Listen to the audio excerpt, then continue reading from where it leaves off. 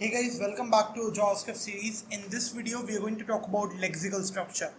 Now, what is lexical structure? Lexical structure is basically some elementary rules.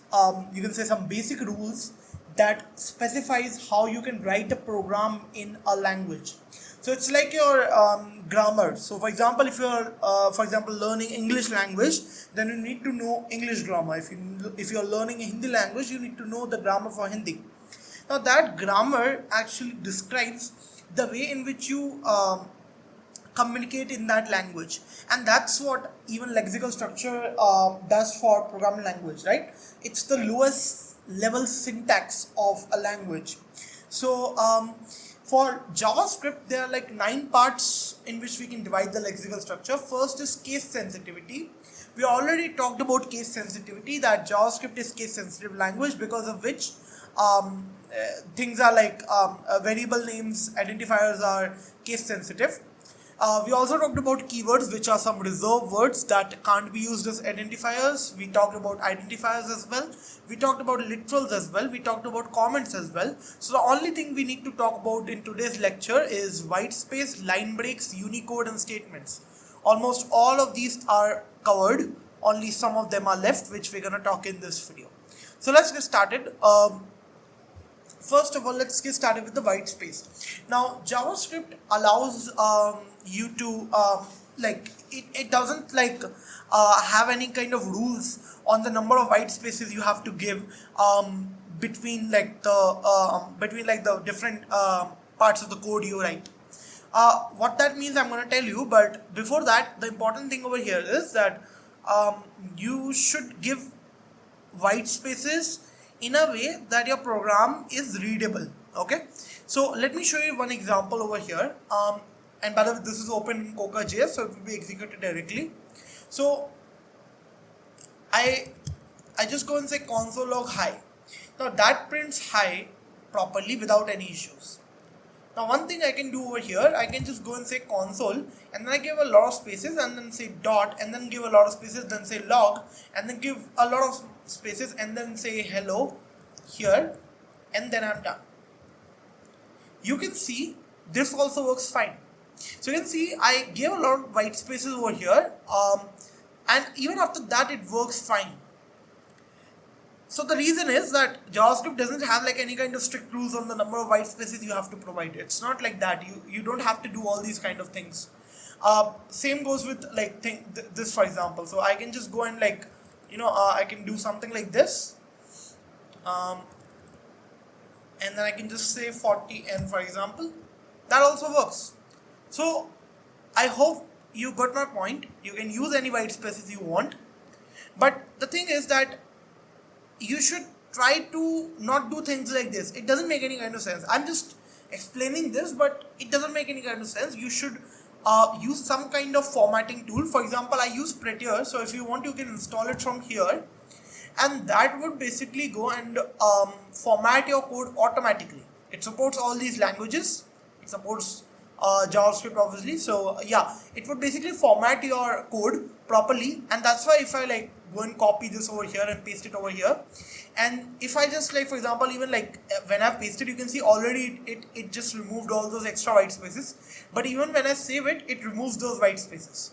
So so just to be just to make it very clear, it's basically a tool that can format your code so that your code is basically following a certain format, because at some places you might be using a lot of white spaces, some places you are not using white spaces. All that just makes code a mess, and so it just adds a formatting on top of that, so it uses standard spaces and stuff, and so your code looks better than it is.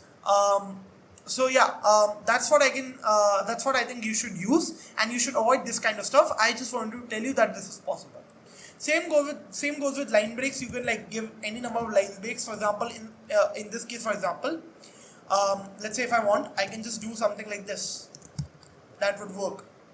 Okay, but just remember, sometimes things can break when you're doing this kind of stuff. Okay, so just remember on those places. But otherwise, mostly it would work fine, as you can see over here, right? So I'm just doing things like this.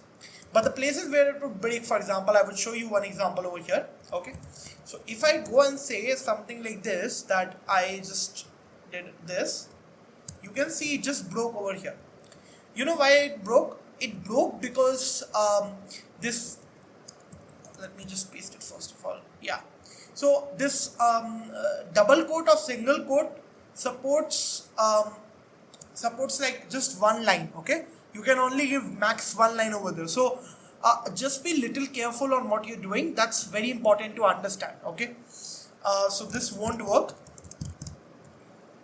And yeah, by the way, don't break words, for example. So even over here, if you try to break actual words, that would cause issues, obviously. So if you try to do something like this, that won't work. Okay, this won't work. So you try to give white space between console, and that just crashed the whole program. Okay, so be careful where you're giving the white space, and I would say avoid doing stuff like this. Just write code properly. That's what I can say. And yeah, you can see this doesn't work, for example, in this case. So yeah, there are edge cases everywhere. And yeah, by the way, this is one more thing. Actually, we can add this to literal, that in strings, single quote and double quote are, by the way, just like actually, let me write it down here, that extended functionality. This backticks also allow you to actually go multi-line. So you can do something like this without any issues. Okay, but that's not possible with this, for example. It's not possible with this. Okay,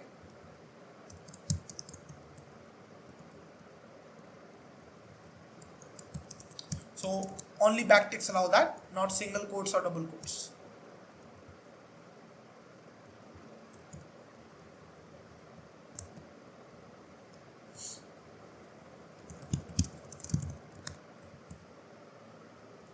But yeah, that's about this line breaks thing.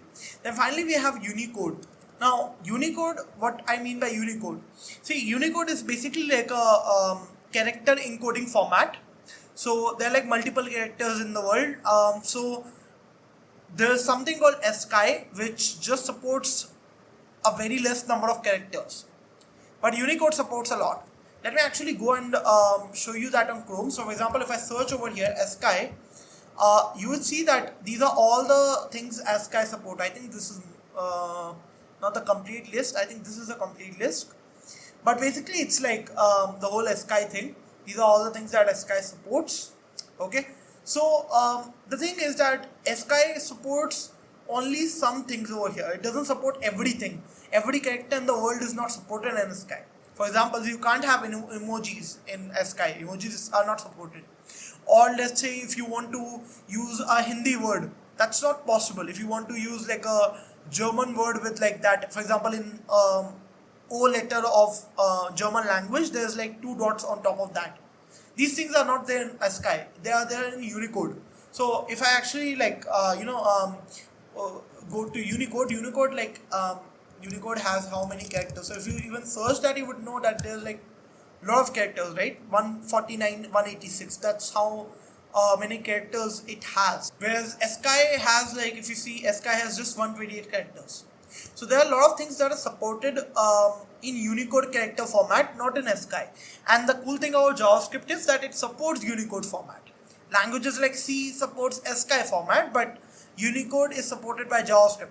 What that means is that you can actually go and use Hindi, for example, Hindi language to name an identifier.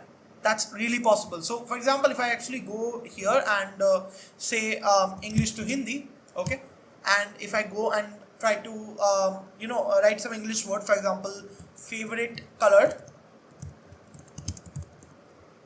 so that just gives me the Hindi translation for that. And what I can do, I can just go and say this, and I can just combine it here, and I just go and say 1. So you can see over here, I'm literally able to use Hindi characters, Hindi letters in the constant name, and then I can just go and access this value, or if it's like a let declaration, I can even change the value.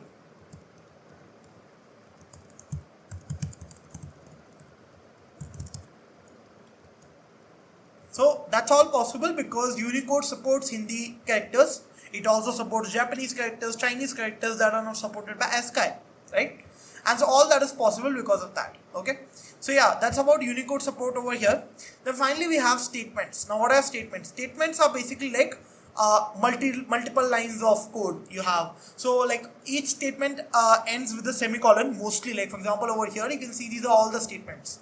So let me actually write some code. Let a equal to 1 and then I just go and say console log a, and then actually a we can't use, let's use b I guess. Yeah, so I just go and print b over here, and then what I do, I just change the value of b to 2 and then I make b like print b again. So you can see that's what I do. Now the thing is that each of these lines is basically a statement. Okay, so you can see at the end of the line, or you can say at the end of every statement, I'm giving semicolon, but it's not actually necessary. I can go and let's say I just go and make it C. Okay, and then I go and remove all the semicolons over here. You can see still it's working fine. It won't break. But there are some places where it might break, so you should be careful about doing something like this because it might not always work, and so you should be very careful about it. Okay, so so what I would say is just don't be avoid semicolons. I really don't find any reason to avoid them. If you're too lazy to type it, just use Prettier would automatically go and add a semicolon and save while formatting the document. So yeah, I would say just add it because why you have to wait for edge cases to appear, because there are some edge cases that we would see later on, but there are some edge cases, so you should be careful while not giving any kind of semicolon. It might not always work. In most cases it would, by the way. But yeah, that's all about lexical structure. Hopefully this all makes sense to you. Let me know if you have any questions on this. We'd love to answer that in comment section below. And yeah, that's all I guess. Thanks for watching this video. Bye.